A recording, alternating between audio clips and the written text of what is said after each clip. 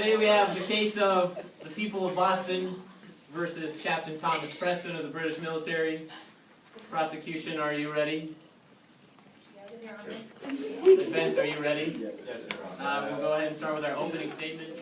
Ladies and gentlemen of the jury, on Monday night, a few minutes after 9 o'clock, a heinous act of crime was committed. There was a murder on King Street before the Custom House store. 3 innocent people died on the scene. Several were left wounded, but unfortunately they passed away days later. This brings 5 families losing 5 important people to them. Their families are now torn because of this. The person who committed this was Captain Thomas Preston. He is sitting over there in the hat. He ordered his men to shoot at these innocent people. Someone this sinister should be found guilty and have to face the consequences. I hope you will bring justice to the mourning families. Thank you. Ladies and gentlemen of the jury, we are here today to prove the innocence of Captain Thomas Preston. Today we hope to prove through our questioning that Captain Preston never ordered his men to fire upon the rioters and that the soldiers acted upon their own volition. But by your statement, it seems that you are recording what you have heard from others. Is that correct? It does not say that I was there, but it does not say also that I was not there. Because, therefore, if you were not there and you're just recording this from other people's accounts that you've heard, we question if this is hearsay. We request that the jury throw out this witness. Mr. Crookshanks, you said that some boys approached the Sentinel. What did you hear them say to him? I heard them call him a rascal, scoundrel, lobster, son of a bitch.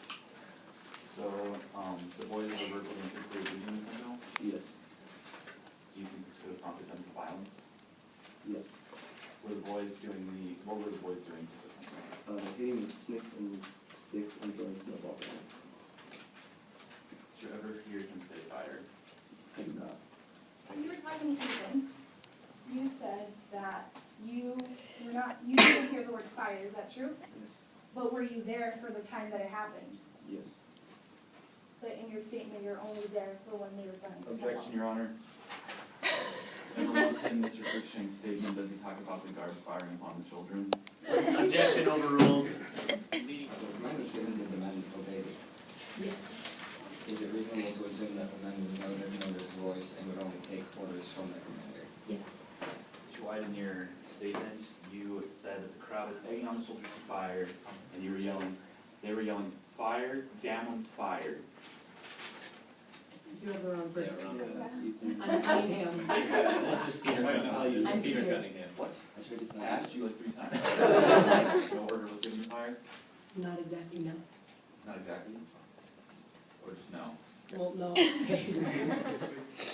you hear anyone say fire after the first fire? I did not. Okay. And you saw someone, but you are not sure it was Preston? The captain cried out, but I'm not sure if it was Preston. Okay. Are you sure it was the captain that called fire? Yes. Is it true that you heard the word fire? Yes. Did you see who gave this order? The captain cried out to me. The captain. So there is a possibility that Captain Preston could have said it. Is that true? Yes. Okay, no further questions. So in your statement, the crowd is also egging on the soldiers to fire. The crowd was calling fire, as if there was a fire in the town. You don't think that could be confused in the heat of the mob, with some people bearing down on you, throwing snowballs, throwing sticks at you? Yes. That when you're sitting there with your gun trying to know the tensions are running high, people are yelling fire, you shouldn't just mishear something. Is your captain yelling fire?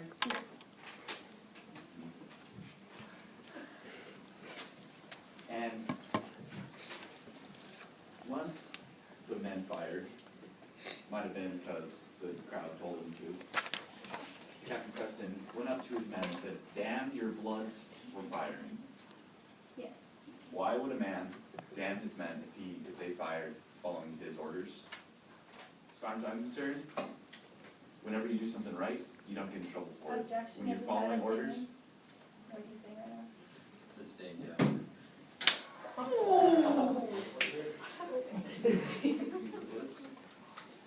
You saw a stick hit a soldier before firing, is that true?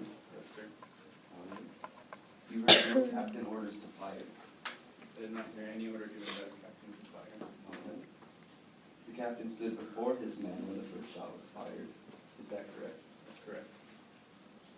When you stood close, you would have heard the captain give orders to fire if he actually had given orders to fire. I stood so near the captain, I would have heard it. In your statement, you say you didn't hear any order given. Is that true? That's true. Then you say, after the first gun, the captain did order the men to fire. Is that correct?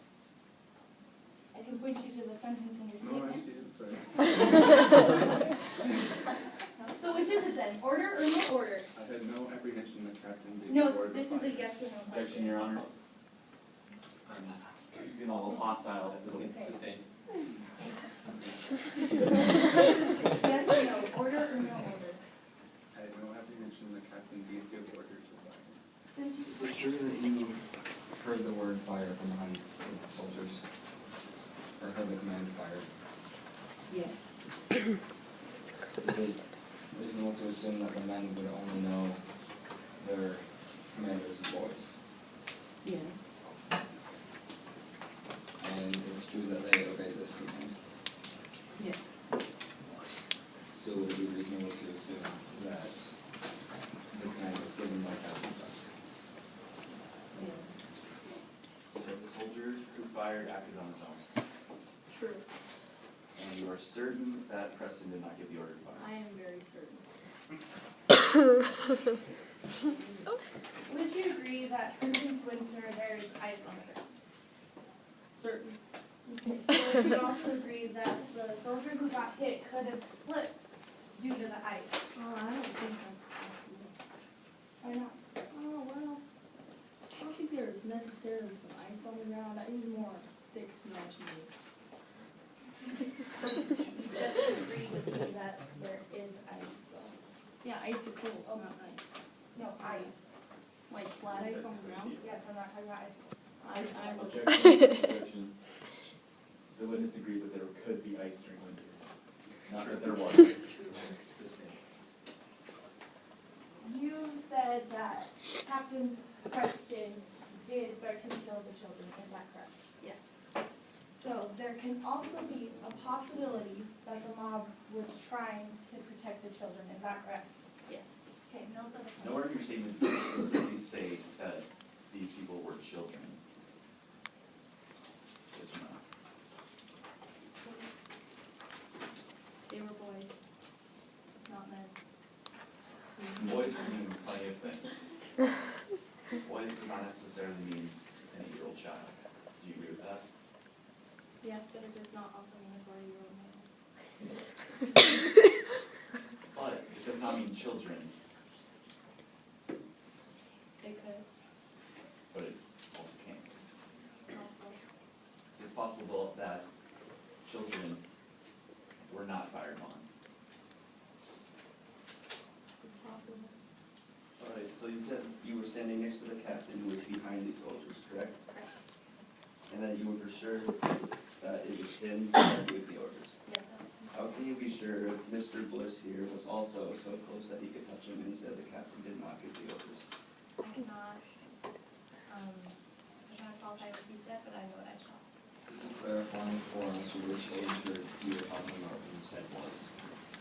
I was talking about young, I was talking about youth.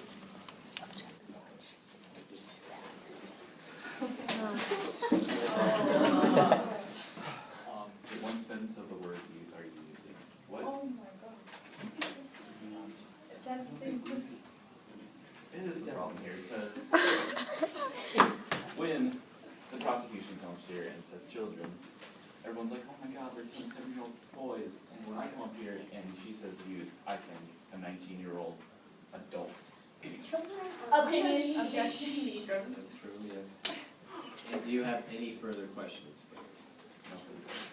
Is your definition of youth underage? Maybe Just an order you said, I was standing anywhere between the men and the mob. Did you command them to fire? No. You did not. And did you command them to fire? Yes. And you also reprimanded them? Yes. And what were the people's views of the soldiers, they hated them very much. They were telling them, damn you, why don't you fire? And who were they throwing? They were throwing clubs, sticks, and snowballs. Captain Preston, why were Union men facing a crowd of civilians at gunpoint on the night march? They were being very dangerous and they had already broken into 2 townhouses. Were members of the crowd equally as armed as your men? No, they were not. Were any direct attempts made on the lives of your men? No.